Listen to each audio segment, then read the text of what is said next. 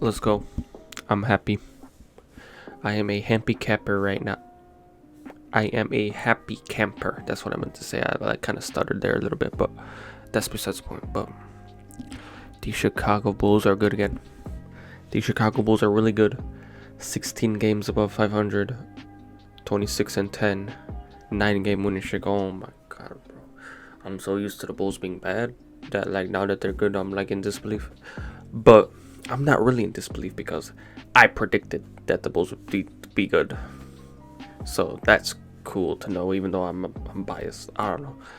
But the Bulls, this is my live post-game reaction, by the way.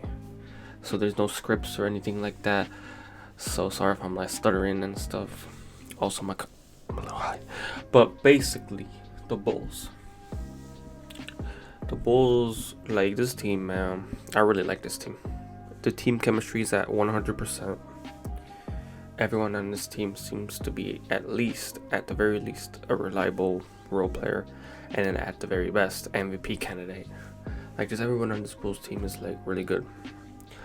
SOOO, rookie, point guard, 38th pick. He is going crazy. He had 18 points this game.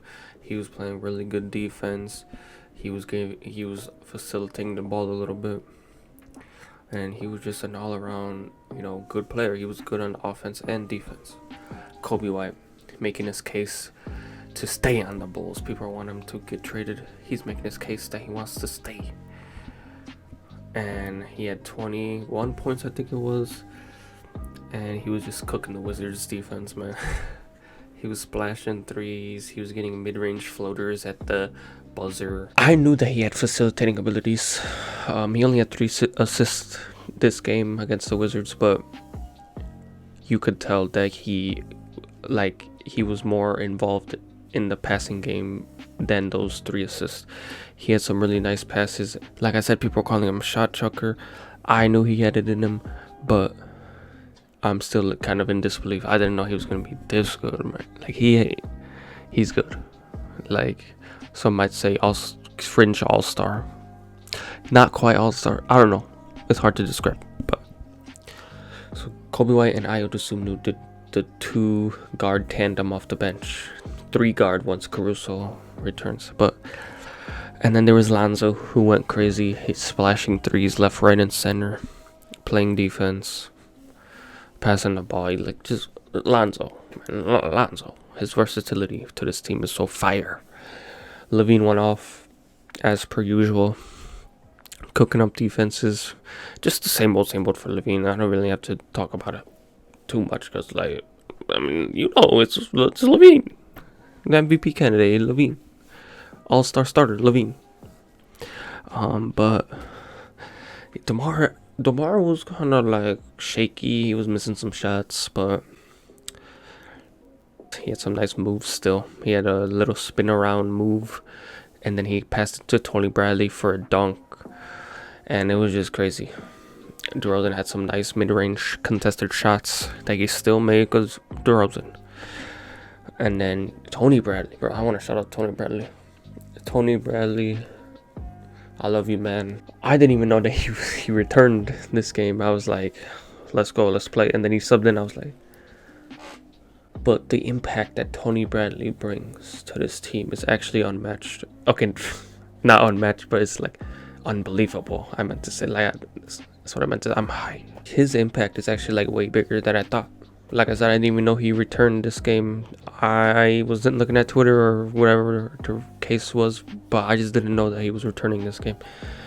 And his impact is really good. The Bulls were winning without him, but his presence in the paint is just makes it way easier.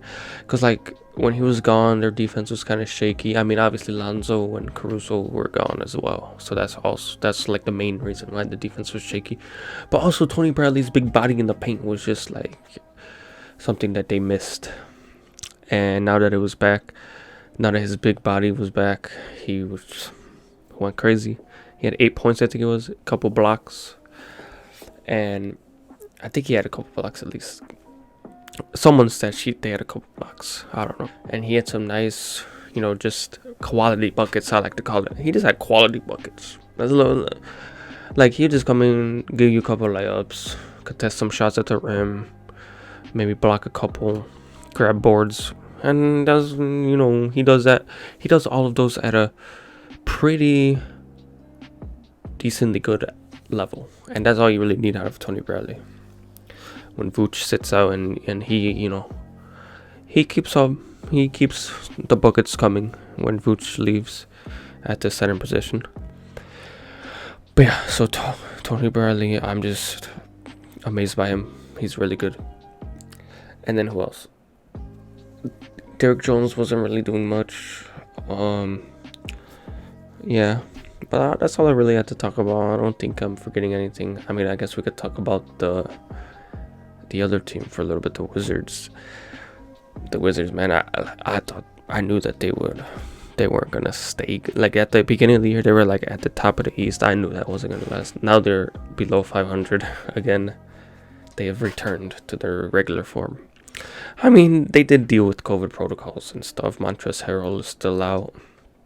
A couple of other guys are still out, but they had like most of their players. They had Beal, they had Gafford, they had Kuzma, they had Aaron Holiday and Spencer Dinwiddie, and they had most of their players. So I'm like, really, if you add Montrezl Harrell, do you really think we lose? Because some Wizards fans are like, oh, if we had Montrezl Harrell, we would have won. I'm like, are you sure? Because like, I don't know. But I don't know. I feel like Beal should demand a trade, because the Wizards not going anywhere anytime soon if they just don't surround Beal by actual good players. I mean, Kuzma and Montrez are good, but they're not going to be leading anyone to any type of championship by themselves with only Beal. So the Wizards just need to get someone else. They just need to like either make some fire trades and sign some fire players like how the Bulls did. Like the Bulls were in pretty much the same predicament last year. They had Levine and then surrounded him by scrubs, but then they made some trades.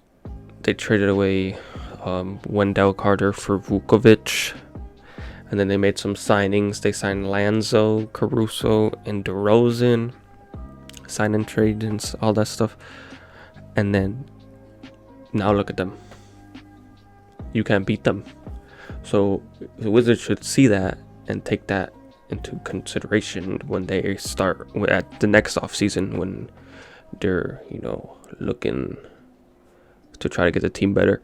Honestly, this trade deadline, they should do a big trade at this trade deadline to get it started, like how the Bulls did with the Vucevic trade at the trade deadline last year. And it's not gonna result in wins right away, as the Bulls saw last year with the Vucevic trade. But then the next year after that, after you make some more moves, you're the 26-10 number 1 seed in the East. Yeah, if they don't do that, Beal should demand a trade. Free Beal. We'll give you Matt Thomas for him. But that's all I really had to talk about in the video. Oh yeah, Jordan Bell made his Bulls debut after getting traded away on draft night for cash. He finally made his Bulls debut. He passed the eye test.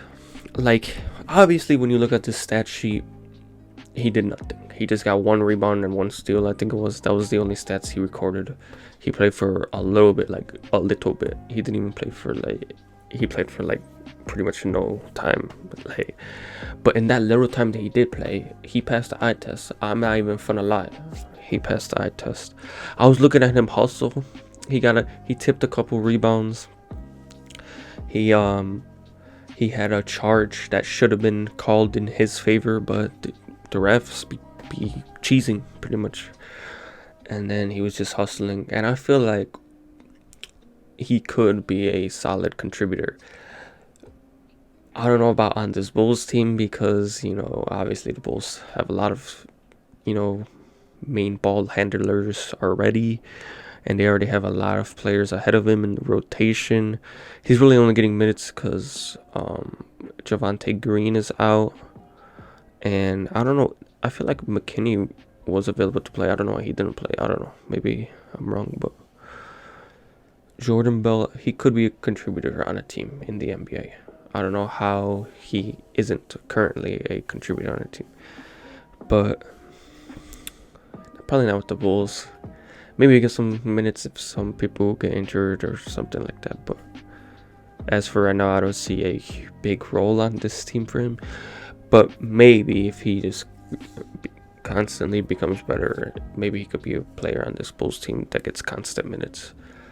But I don't know, because in the playoffs, the rotations become shorter, and he's already on the outside looking in terms of the rotations. The Wizards fans claim that the Revs were in the Bulls' favor, but I'm over here like, bro, Kuzma, every time he went to the basket, he got fouled. Bro, Spencer Dinwiddie, bro, cheeser, foul baiter. I don't know. And then when DeRozan tried to do foul bait, he got called for the offensive, but then when Spencer Dinwiddie did the same thing, he was like 2 free throws for Spencer Dinwiddie. I'm like, but okay, I'll stop talking. I'll stop ranting. That's gonna be all for the video. Hopefully you guys enjoyed. Please like, subscribe, comment, and share. I'm gonna be doing recap videos a lot after these Bulls games now, because I need someone to talk about the Bulls too, because no one wants to listen to me in my house. I don't know. But thank you guys for watching. Please like, subscribe, comment, and share, and I'll see you next time.